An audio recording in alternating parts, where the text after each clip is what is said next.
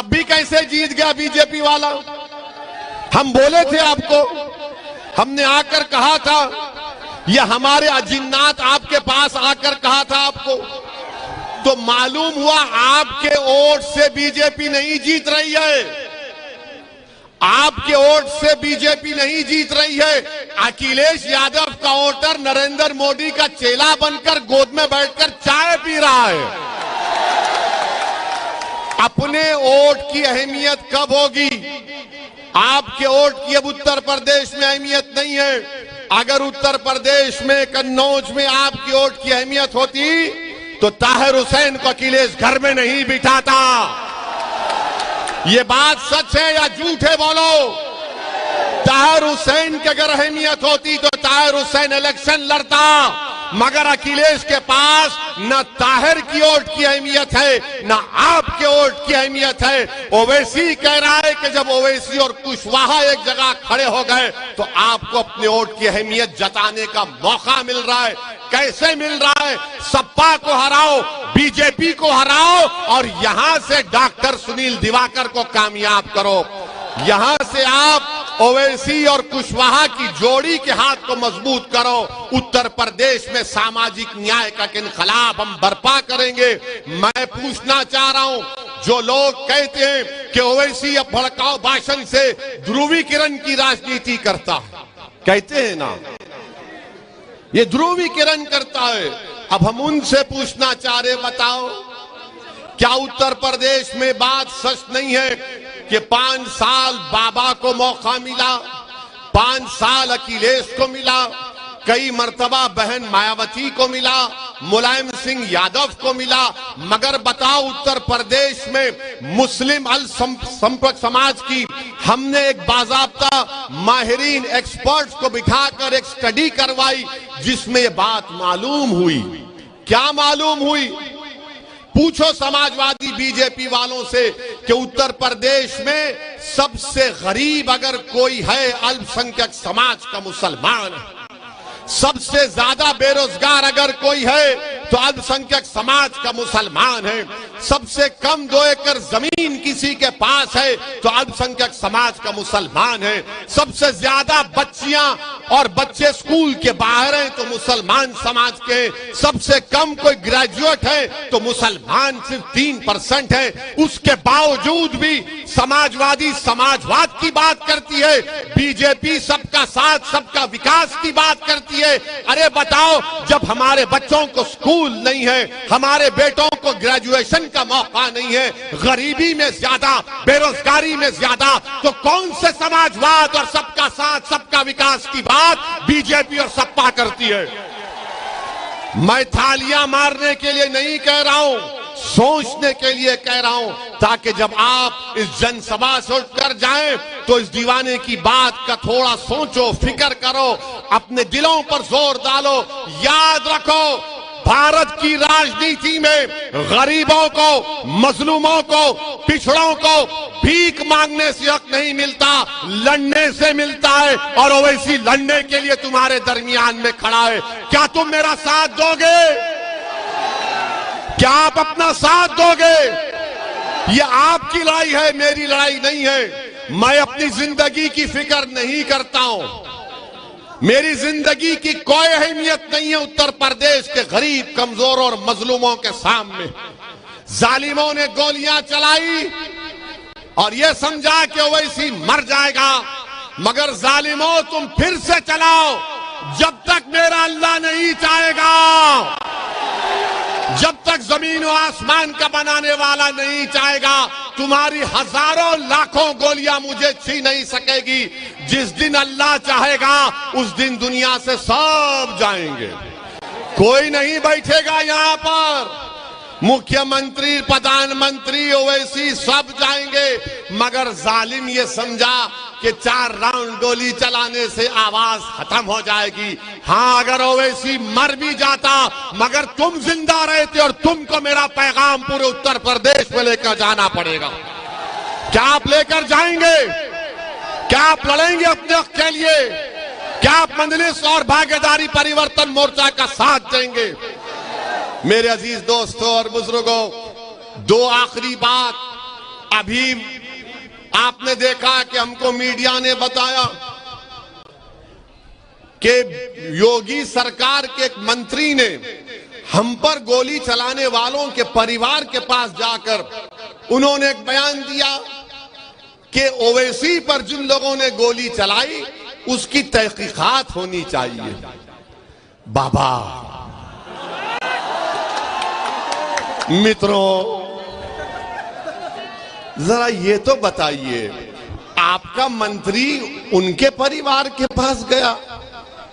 वो जो वीडियो में वो लोग जो गोली चला रहे थे, एक लाल और एक सफेद शर्ट पहने हुए, वो किसके घर के दामाद थे? इतनी मोहब्बत इनको क्यों पैदा हो गई गोली चलाने वालों से? ये तो हमने कहा ये तो गोडसे की नाजायज औलाद है। ये संविधान पर भरोसा नहीं करते, बैलेट पर नहीं करते, गोली पर करते। तो बाबा ये बात अब मालूम हो चुकी है कि जिन्होंने हम पर गोली चलाई तुम्हारी सरकार का मंत्री जाकर उनकी तायीद कर रहा है। ये तुम्हारा माफिया राज से मुकाबला? सुन लो बीजेपी वालों, तुम तायीद करो गोलियां चलाने वालों की। हमने पार्लियामेंट में भारत की सबसे बड़ी पंचायत में खड़े होकर अल्लाह उसके रसूल को हाजिर नाजिर जानकर हमने कहा, जब तक असदुद्दीन ओवैसी जिंदा रहेगा, जब तक अल्लाह रखेगा, मुझे सिक्योरिटी की जरूरत नहीं है। मौत मेरी हिफाजत करेगी इंशाअल्लाह ताला। ये सरकार का मंत्री जाकर जो हम पर गोलियां चलाते हैं उनकी तायीद करता है। तो बाबा ये तो तुमको झूठा बोल रहा है, बीजेपी की सरकार को झूठा बोल रहा है। मेरे अजीज दोस्तों और बुजुर्गों, बीजेपी सिर्फ झूठ बोल सकती है। आपको याद होगा लखीमपुर खीरी में वो टेनी का बेटा अपनी जीभ से 4 लोगों को उनकी हत्या कर देता है, मगर वो मंत्री बरकरार है। आज योगी का मंत्री जो हम पर गोलियां चलाते हैं उनके घर को जाता है।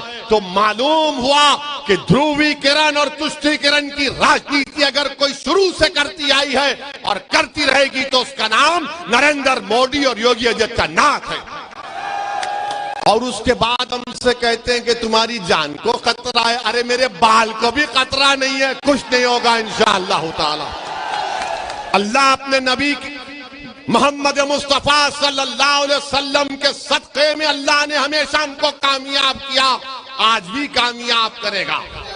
और आखिरी बात, क्योंकि उड़न खटोले को उड़ना है, हमको जाना है, मगर एक बात कहूंगा, उस अल्लाह के वली के आस्थाने पर हम अपनी माँ और बहनों को देख रहे हैं।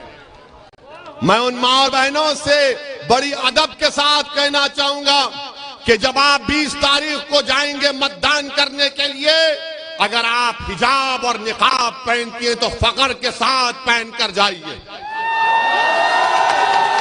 इसलिए कि आपका राइट टू चॉइस है, यह आपका फंडामेंटल राइट है, यह आपका अधिकार है। भारत का संविधान आपको इख्तियार देता है कि आप जो कपड़ा पहनना चाहे कपड़ा पहनिए, जो खाना चाहे खाइए।